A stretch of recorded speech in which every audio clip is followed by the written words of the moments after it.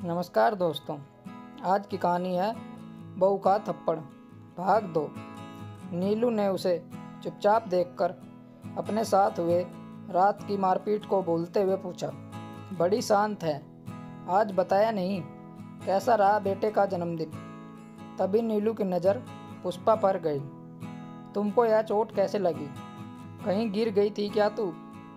इतना सुनते ही पुष्पा की आंखों में आंसू आ गए। भाभी, क्या बताऊं? कल रात मेरे मर्द ने शराब पीकर मुझे बहुत मारा और सारे पैसे भी छीन लिए। बेटे का जन्मदिन भी खराब कर दिया। क्या? नीलू ने आश्चर्य से पूछा। हाँ भाभी, पुष्पा ने सिसकते हुए पूछा। फिर क्या हुआ? क्या होगा भाभी, हम औरतों के नसीब में मर्दों के हाथ मार खाना ही लिखा हुआ है। आप पढ़ी लिखी होकर भी आज तक साहब से मार खा रही हो। मैं तो ठहरी अनपढ़। बुरा तो तब लगता है जब बेटे ने यह सब देखकर रोता है। भाभी, शादी से पहले जब अपनी माँ को मार खाते देखती थी तब माँ से कहती, हिम्मत क्यों नहीं करती? तब माँ कहती थी, चुप कर पगली, ऐसा नहीं होता।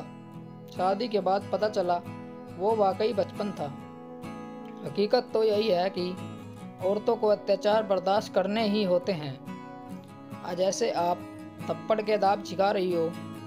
भाभी, मेकअप से दाग छिप सकता है, मिट नहीं सकता। मुझे क्या, पूरी सोसाइटी को पता है, बस कोई सामने से बोलता नहीं। नीलू आश्चर्य से पुष्पा को देखती रह गई। आज उसको पुष्पा की बातें चुभ गई। पुष्पा अपना काम निपटाकर चली गई। तभी मुकेश का फ़ोन आया। नीलू सुनो, मैं ऑफिस से सीधा होटल आ जाऊंगा, तुम ड्राइवर के साथ चली आना। नीलू ने मन मार कर हाँ कर दी और शाम को तय समय पर नीलू होटल पहुंच गई। पार्टी शुरू होने वाली थी, सभी मेहमान आ चुके थे। तभी नीलू भी आ गई। अमीरों की महफिल में जाम से जाम टकरा रहे थे।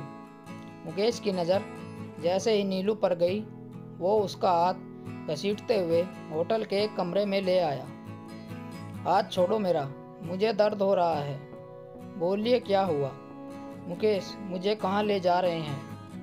कुछ बोलिए तो सही, नीलू ने कहा।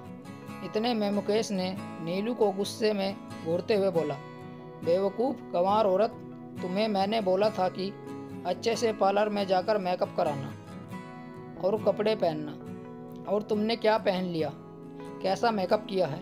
नीलू ने कहा, लेकिन मैं तो तुम्हारे पसंद के पार्लर में जाकर ही तैयार हुई। दो कौड़ी की औरत, तू मुझसे जबान लड़ाएगी? अभी बताता हूँ तुम्हें। मुकेश ने नीलू का हाथ पकड़ते हुए जैसे ही थप्पड़ मारने के लिए अपना हाथ उठाया, तभी नीलू में आज ना जाने कहाँ से इतनी हिम्मत आ गई कि उसने मुकेश का हाथ पकड़कर झटक दिया और अपने दूसरे हाथ से उसने उसको एक के बाद एक लगातार कई तमाचे मारे। मुकेश अपने दोनों गालों पर हाथ रखे थोड़ी देर के लिए सन्न हो गया और उसकी आंखें गुस्से से लाल नीलू को घूर रही थी। आज नीलू ने डरने के बजाय हिम्मत से काम लिया। मुकेश ने गुस्से में बोलना चाहा तो नीलू ने मुंह पर उंगली रखकर चुप रहने का इशारा करते हुए बोली, आज तक सिर्फ मैं सुनती रही और तुम बोलते रहे, पर आज मेरी बारी बोलने की और तुम्हारी सुनने की है। मैं कोई खिलौना नहीं हूँ जिसे तुम जब चाहे जैसे चाहे खेलोगे, समझे? आज के बाद अगर मुझे हाथ लगाया तो वो हाल करूँगी कि ज़िंदगी भर याद रहेगा। समझ आई बात?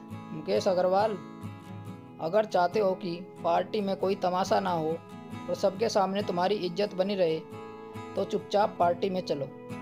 दरवाजे पर खड़ी लता जी नीलू के पास आई और बोली, तेरी इतनी हिम्मत कि तू मेरे बेटे को मारे? तू होती कौन है मेरे बेटे को धमकी देने वाली? तू शायद भूल गई कि मैं कौन हूँ। अगर हम तुझे छोड़ दें तो तू वापस रास्ते पर आ जाएगी। तलाकशुदा या ससुराल से निकाली गई औरत की कोई इज्जत नहीं करता। तुझे पता नहीं किससे दुश्मनी मोल ले रही हो। सासू माँ, आज आप भी चुप ही रहें तो बेहतर होगा। वरना जिस समाज के लोग आपको देवी मानते हैं वही औरतें समाज जब देवी समझे जाने वाली लता जी को खुद उसी जुर्म की सज़ा भुगतते देखेंगी तो कितनी इज्जत रह जाएगी। जरा सोचकर देखिए, जब लता देवी की बहू घरेलू हिंसा की बात मीडिया के सामने बोलेगी तो क्या होगा। जंगल में आग की तरह ये खबर हर मीडिया चैनल के ब्रेकिंग न्यूज़ में फैली होगी। उम्मीद करती हूँ कि मेरी बात अब आपकी समझ में आ गई होगी। और क्या कहा आपने कि अगर आप लोग छोड़ देंगे या तलाक दे दोगे तो मेरे पास कानून है जहाँ मैं न्याय मांग सकती हूँ। सही कह रही हूँ ना मैं? मेरी चुप्पी को आप दोनों ने मेरी कमजोरी समझ रखा था, बस अब और नहीं। मैं पढ़ी लिखी आज की नारी हूँ, अपने सभी सामाजिक और कानूनी अधिकार भी जानती हूँ। मुझे आपकी दया की ज़रूरत नहीं। नारी कोई मूर्ति नहीं, इंसान है, ये बात हमेशा याद रखिएगा। अब मैं पार्टी में जा रही हूँ। कहानी सिर्फ इतनी है कि हर महिला को खुद को हर परिस्थिति में निडर, मजबूत और सकारात्मक बनाए रखना चाहिए, जिससे वो हर मुश्किल से सामना निडरता से कर सके। दोस्तों, आपको ये कहानी कैसी लगी हमें कमेंट करके ज़रूर बताएं। वीडियो को लाइक, शेयर और चैनल को सब्सक्राइब जरूर करें।